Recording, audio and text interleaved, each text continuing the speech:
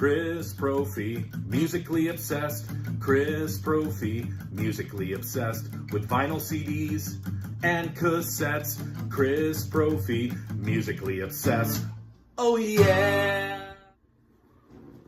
All right, I got a request from my good friend Jeff Witcher to do this album, Metallica, Saint Anger, as part of my disliked album series. Jeff, what a great choice. First of all, look at that cover art by the mighty Pusshead, who's also done artwork for bands like the Misfits, and he's also done artwork for Metallica. So first off, there's a check in the positive column for this album.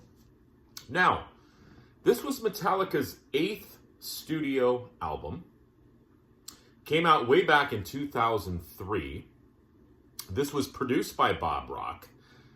Bob Rock also played bass on this album, and this was actually the last collaboration with Bob Rock. Okay? After this, Rob Trujillo would join the recording, join the band. So even though he is pictured inside the gatefold, he did not play bass on this album, but obviously he would join Metallica after this.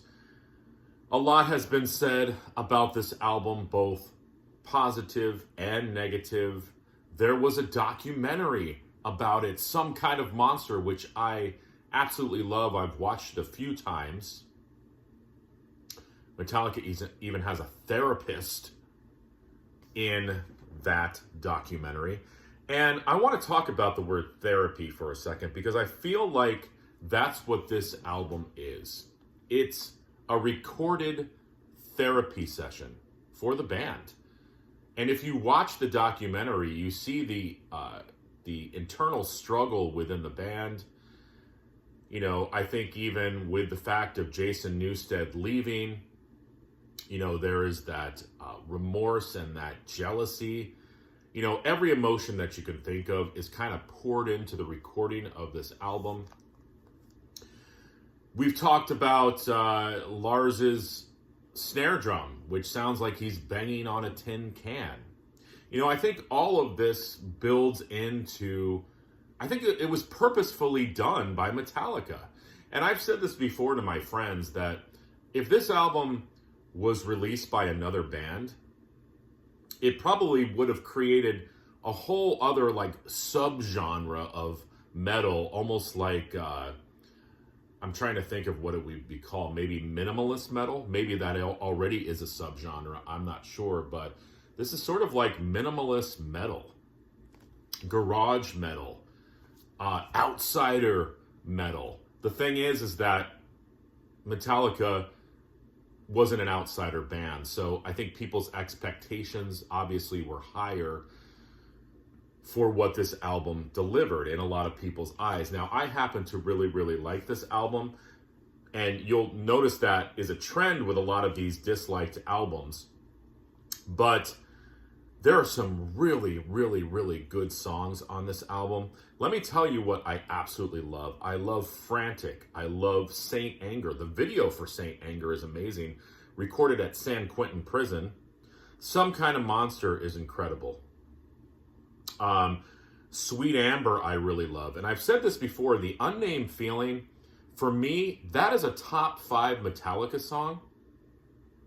Listen to it again. Purify brings back sort of like a Misfits vibe. And then All Within My Hands, killer track. The other songs are good as well, but Frantic, Saint Anger, Some Kind of Monster, Sweet Amber, The Unnamed Feeling, Purify, All Within My Hands, those songs to me really, really stand out. I don't mind the production of this album. For a lot of people, hearing James's voice crack or be off key a little bit, Lars's drum sound, the sort of not perfected recording, especially by somebody like Bob Rock, that rubbed and still rubs people the wrong way. I think it just adds to the mystique of this album. And like I said, it's like a big therapy session. And if you've ever been to therapy before, it's not all, roses and rainbows and, bells and, I don't know, flowers and mountains. It's rough sometimes. And that's what this album is. It's almost like a clearing of the pipes, a palate cleanser. Metallica needed to make this album so they could move on. And that's what this is. They recorded their therapy session, and it's ugly at times. It's dirty at times.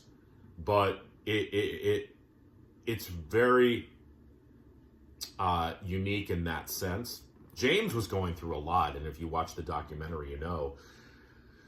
Battling alcoholism, battling other addictions. As I said, a therapist came in. Lars and James were just at each other's throats.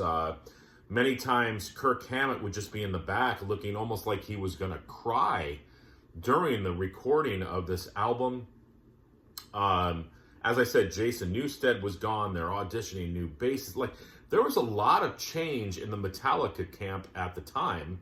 And I'm not surprised that an album like Load or Reload didn't come out of that. This is what came out of that.